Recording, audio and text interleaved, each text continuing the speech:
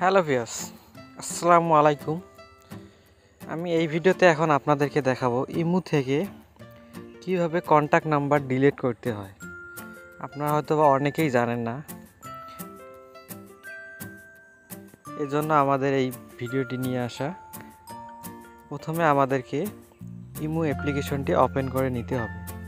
Open করার পর আমরা যে নাম্বারটি ডিলিট করতে চাচ্ছি, আমি প্রথমের নাম্বারটি ডিলিট করে দেব। এর জন্য এই নাম্বারটিতে ট্যাপ করতে হবে। ট্যাপ করার পর সাইডে দেখেন ডান দিকে 3 ডট একটি চিহ্ন আছে, ওই 3 ডট চিহ্নে ক্লিক করতে হবে। ক্লিক করার পর আমরা আবারও উপরে দেখতে পাচ্ছি নাইম লেখা আছে, এই নামের উপর ক্লিক করে দেব। ক্লিক করে দেওয়ার পর এরকম একটি ইন্টারফেস চলে আসবে। আসার পর আপনারা আবারও লক্ষ্য করে দেখেন ডান দিকে আর একটি 3 ডট চিহ্ন চলে এসেছে। এই 3 ডট চিহ্নে ক্লিক করতে হবে।